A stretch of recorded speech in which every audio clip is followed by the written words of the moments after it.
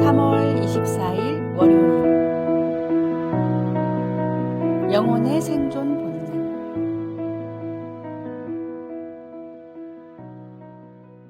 북극곰은 매년 수천 킬로미터를 헤엄쳐 얼음이 녹지 않는 바다로 이동합니다. 편안히 쉴 수 있는 따뜻한 해변이 있음에도 얼음 위에서 사냥해야만 생존할 수 있다는 본능적 지혜가 있기 때문입니다. 또한 북극곰은 매일 자신의 하얀 털을 정성스레 손질합니다.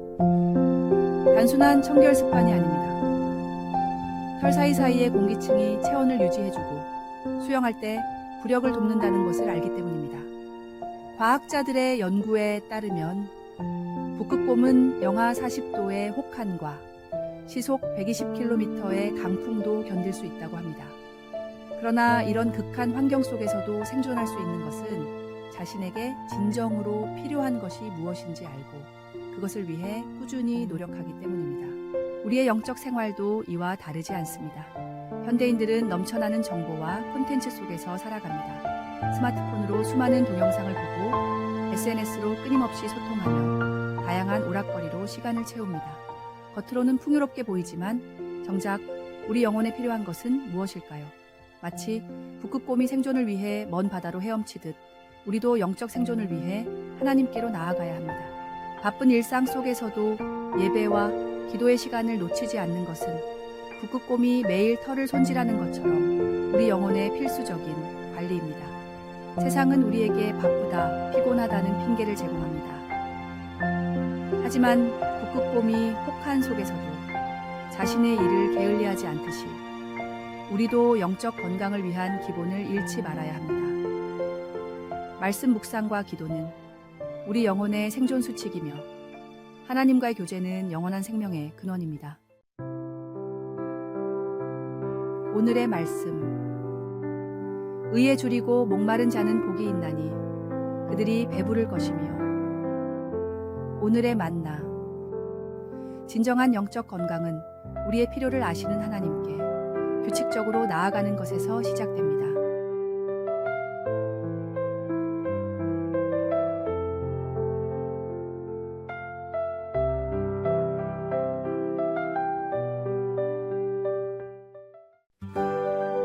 3월 25일 화요일 거짓된 성공의 허상.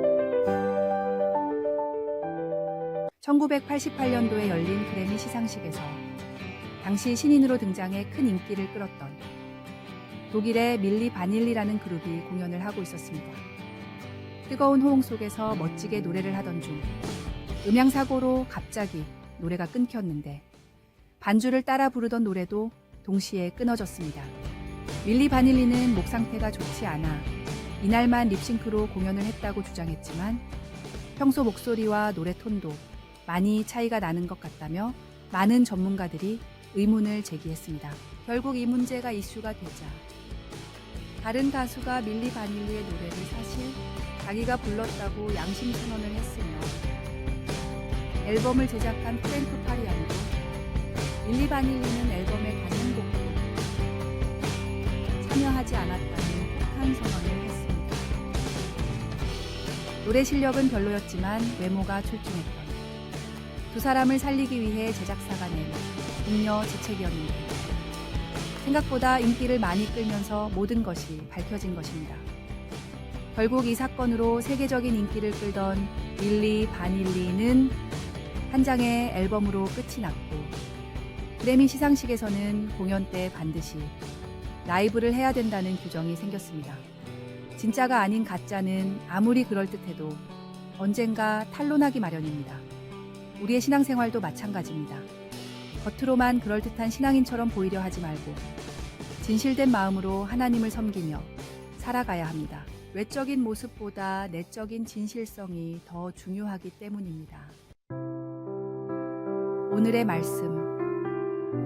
바른 길로 행하는 자는 걸음이 평안하려니와 굽은 길로 행하는 자는 드러나리라. 오늘의 만나. 당신의 신앙은 진실된 것입니까? 겉모습이 아닌 마음의 진실성을 점검하십시오.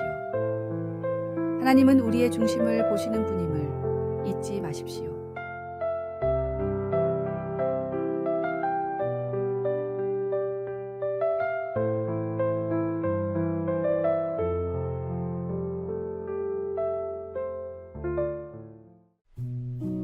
3월 26일 수요일 욕심의 대가. 역사적 기록을 보면 1848년 캘리포니아 골드러시 당시에 한 비극적인 사건이 전해집니다. 제임스 마셜이 세크라멘토 강 근처에 서터 제재소에서 금을 발견한 후 약 30만 명의 사람들이 불을 쫓아 캘리포니아로 몰려들었습니다. 그 중에는 조지 도너라는 사람이 이끄는 87명의 개척자 무리가 있었습니다. 도너 일행은 더 빨리 금광에 도착하기 위해 위험한 지름길을 택했고 결국 시에라네바다 산맥에서 폭설에 갇히고 말았습니다. 식량이 바닥나고 추위가 극심해지면서 결국 42명만이 생존했습니다. 안전한 길을 두고 욕심 때문에 위험한 길을 선택한 결정이 비극적 결말을 초래한 것입니다. 생존자 중 한 명이었던 패트릭 브리는 후에 남긴 일기에서 이렇게 적었습니다. 우리는 금을 찾아 천국을 꿈꾸며 떠났지만 결국 지옥을 경험했다. 더 많은 것을 얻으려는 욕심이 우리의 판단을 흐리게 했다. 이 사건은 역사책에 도너파티의 비극으로 기록되어 과도한 욕심이 얼마나 위험한 결과를 초래할 수 있는지를 보여주는 경고가 되었습니다. 이 비극적인 사건은 오늘날까지도 미국 역사에서 탐욕의 위험성을 경고하는 대표적인 예시로 언급되고 있으며 욕심으로 인한 판단력 상실이 얼마나 큰 대가를 치르게 하는지 보여줍니다. 마치 성경 말씀처럼 구하려는 욕심이 결국 사람을 파멸과 멸망으로 이끈 것입니다. 오늘의 말씀. 구하려 하는 자들은 시험과 올무와 여러 가지 어리석고 해로운 욕심에 떨어지나니 곧 사람으로 파멸과 멸망에 빠지게 하는 것이라. 오늘의 만나. 작은 것에 감사할 줄 아는 마음이 진정한 부요함이며 하늘의 지혜는 욕심을 내려놓을 때 찾아옵니다.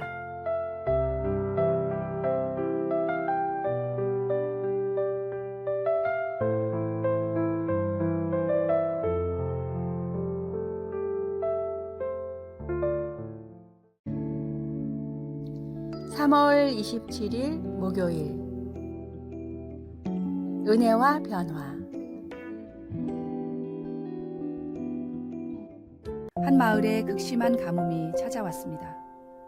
농부들은 하늘만 바라보며 한숨 쉬었고 마을 우물은 바닥을 드러냈으며 농작물은 모두 말라 죽어갔습니다. 사람들은 하나 둘 마을을 떠나기 시작했습니다. 그때 한 노인이 있었습니다. 그는 매일 아침 마른 땅을 일구고 씨를 뿌렸습니다. 사람들은 그를 비웃었습니다. 이 가뭄에 무슨 씨를 뿌리시나요? 물도 없는데 어떻게 자란단 말입니까? 하지만 노인은 묵묵히 자신의 일을 계속했습니다. 노인은 마른 우물 바닥을 더 깊이 파기 시작했습니다.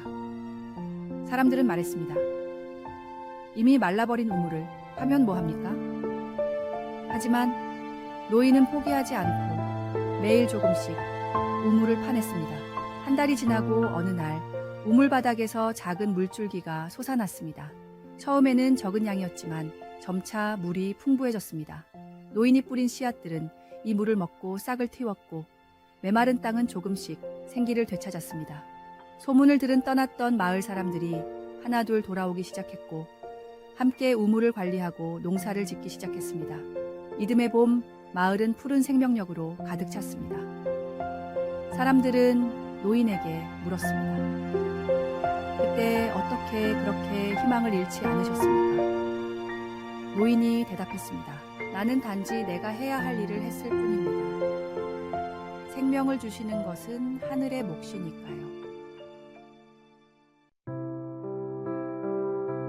오늘의 말씀.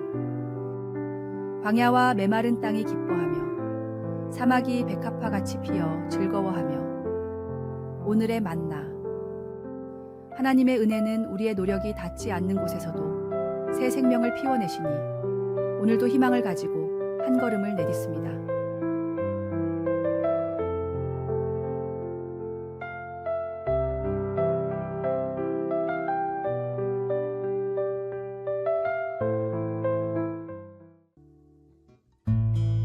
3월 28일 금요일.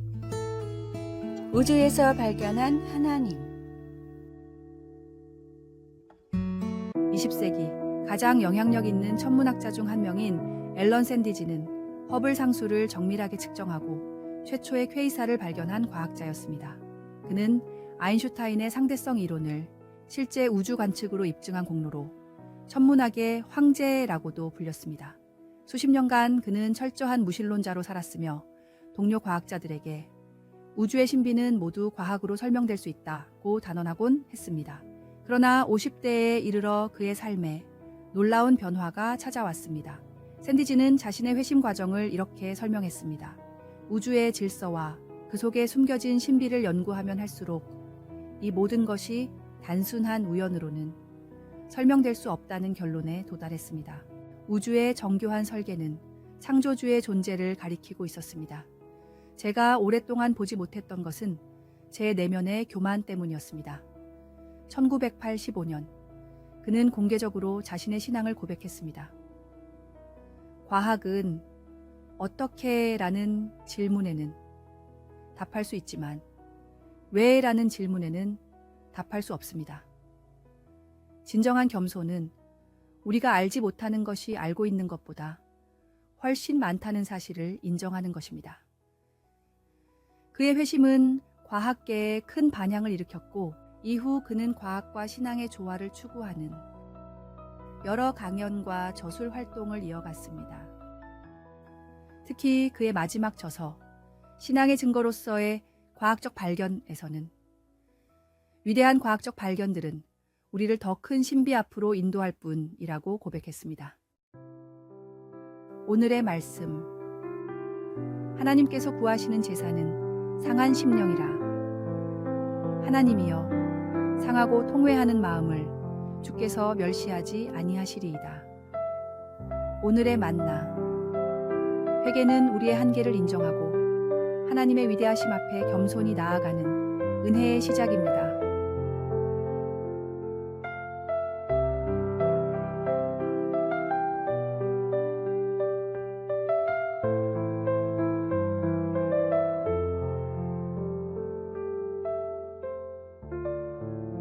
아래의 빨간색 글자 구독을 누르시어 더 많은 전도의 열매를 맺으시기를 기도합니다.